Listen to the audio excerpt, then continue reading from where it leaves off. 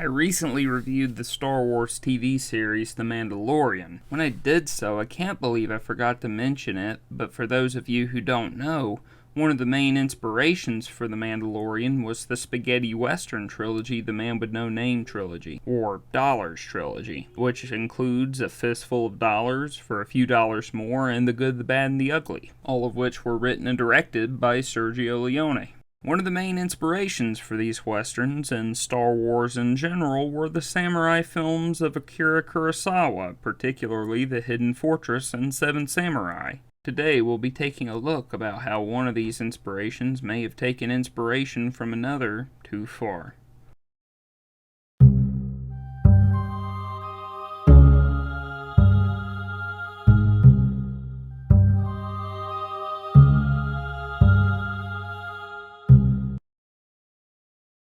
By the early 1960s, Japanese filmmaker Akira Kurosawa was a household name and well known in the realm of cinema, thanks to his films such as Rashomon, Ikiru, Seven Samurai, Throne of Blood, and The Hidden Fortress, which are considered today as some of the finest and best films ever made.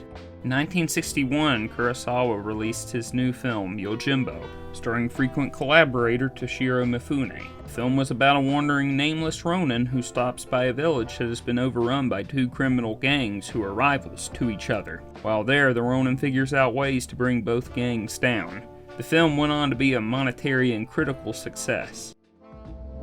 In 1963, 34-year-old up-and-coming Italian filmmaker Sergio Leone was just coming off of his solo directorial debut, 1961's The Colossus of Rhodes. According to Leone's wife Carla, she and Sergio went to see Yojimbo, and immediately after, Sergio came up with the idea to turn the film into a western.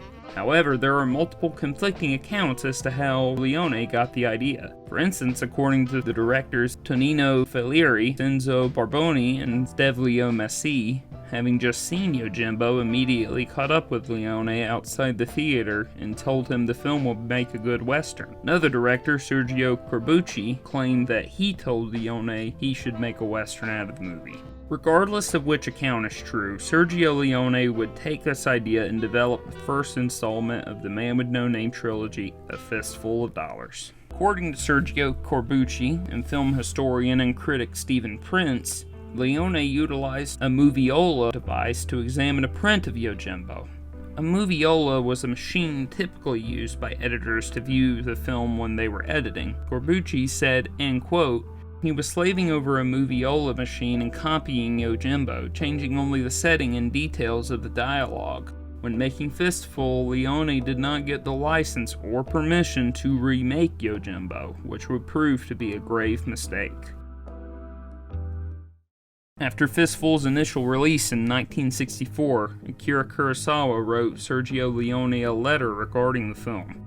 In the letter, Kurosawa said, Signor Leone, I have just had the chance to see your film. It is a very fine film, but it is my film. Since Japan is a signatory of the Berne Convention on International Copyright, you must pay me. Unfortunately, Leone did not take the allegation of plagiarism seriously, and seemed to ignore that major part of the letter. Instead, he showed the letter to people around him and bragged about how the great Kurosawa stated Fistful was a fine movie. Eventually, Leone did treat this situation with more seriousness. He tried saying that Yojimbo was only a partial inspiration for Fistful, and that the 1929 novel Red Harvest by Dashiell Hammett and the 1789 revised play The Servant of Two Masters by Carlo Goldoni were some of his other inspirations. However, in the end, the court sided with Kurosawa and the lawyers of Toho. 1 year after the Italian premiere of Fistful, they settled out of court, where Kurosawa would receive 15% of Fistful's worldwide return and the distribution rights for Fistful in Asian markets. Thus was the case of Kurosawa versus Leone. Fistful of Dollars without a doubt shares heavy resemblances to Yojimbo down to the plot, characters, pacing, even the cinematography. Leone making A Fistful of Dollars certainly wouldn't have been bad if he had just decided to license Yojimbo with Kurosawa and Toho beforehand, and that's where the problem led: licensing.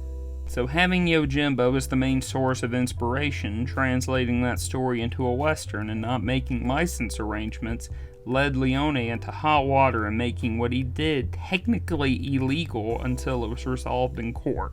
Let this be a lesson to you. Never let an inspiration get to the point of plagiarism. That's all the time we have for today. Thanks for watching.